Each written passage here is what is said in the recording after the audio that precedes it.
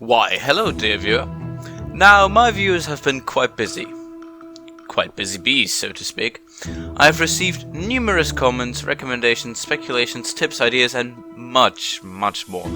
I can't thank you all enough for your support to this channel, and it means a whole deal to me that you watch my content. And as one of you asked of me, could you perhaps do a video on Silksong NPCs? It has gotten me thinking quite a lot. You see, in terms of actual lore and evidence, there's not much. Most of the info is laid out pretty open, and from an informational standpoint my view is as good as yours and stands at the same amount of knowledge.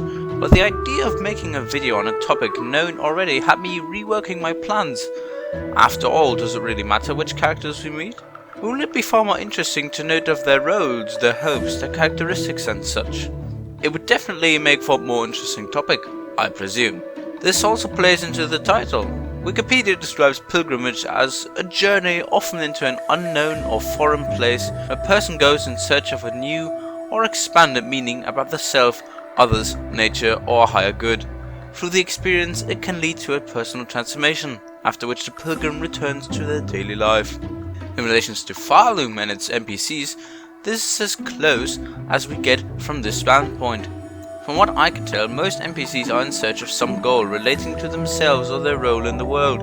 I will try to tie this in with each character we know of so far, but in a sense, what I'm trying to say is that each character we meet in Pharloom, including Hornet itself, is on search for answers for their respective goals. The religious dimension of Pharloom has often been mentioned, from religious symbols, cults, spiritual journeys, and pilgrimages themselves. All this ties back to how Pharloom and its lands will be represented to us in the final game. Let's take the prime example on the table, Hornet. Hornet is on a quest, a pilgrimage of her own.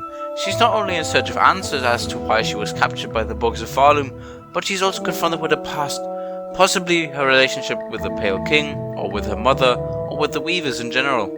A sense of character growth swings in these words. Hornet will learn more on her own, the world, her mission, and its motives.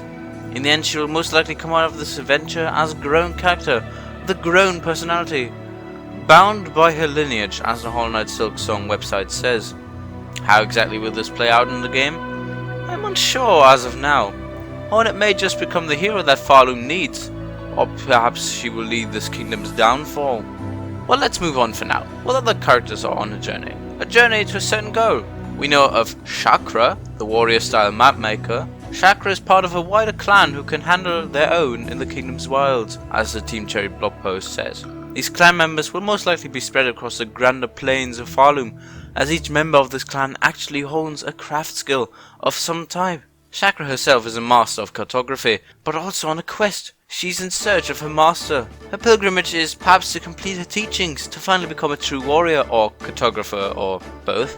The blog stays ambiguous on how Chakra's teacher vanished. It mentions only strange circumstances. The cartographer herself will be found throughout the areas of Pharloom, guiding us players with her maps. We already saw her both in the Forest of Bone and in Greymoor, but from the demo builds she was strangely absent. Perhaps Team Cherry decided to leave this feature out for now. Maybe we see only small parts of these grand areas and Chakra is somewhere completely different. The next pilgrim on our list is a character or boss named Trobio.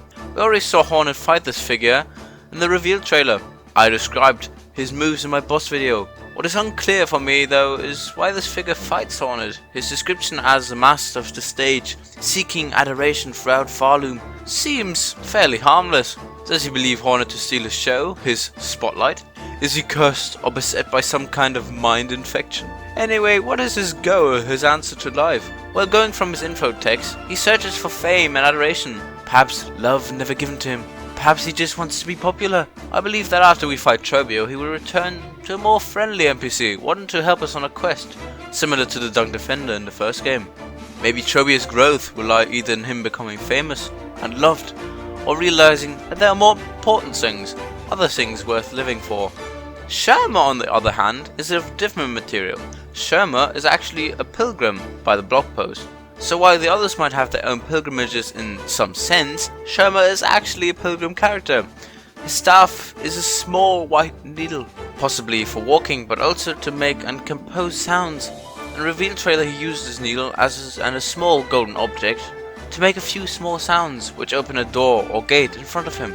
This again not only shows the importance of music or sound in Pharloom and in Silksong, but also shows Sherma's optimistic, happy attitude. He seems almost naive or oblivious to his darkest surroundings, to the fall of Pharloom around him. Sherma is also on a spiritual journey. Most likely this ties into the religious tones of Pharloom and the shining citadel at the top of Pharloom. I believe this is Sherma's final goal, similar to modern religious pilgrims on our world, wandering to famous sites tied to their specific beliefs. The blog describes further that Sherma will sometimes be in situations in which he will need Hornet's help, as he is not a skilled fighter. This may tie into some quests which the player has to fulfill for Sherma to let him continue his journey. Sherma is also seen resting in the pilgrim town, which I described in my other video about Silksong's areas. He seems to be sleeping or resting on the side of a building, perhaps a church or house of sorts. Speaking of houses or homes, let's get to our last pair of characters, Garment and Zaza. Garment is an old bug with a pin-like weapon which also looks like a flute or horn, the holes at one end.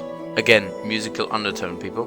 He seems to be wearing some kind of helmet of sorts, or this is just his natural body form. This elderly bug is also riding a smaller bug named Zaza. If we're going by the blog post, then Garment might be a bit, well, stupid? Or at least he seems to enjoy a good chat, while Zaza is the real brain of the duo. I believe we will meet these two a few times, possibly also linked to some quests of sorts. They are described as in search of a new home, another character pair with a quest they are on. What does all of this tell us?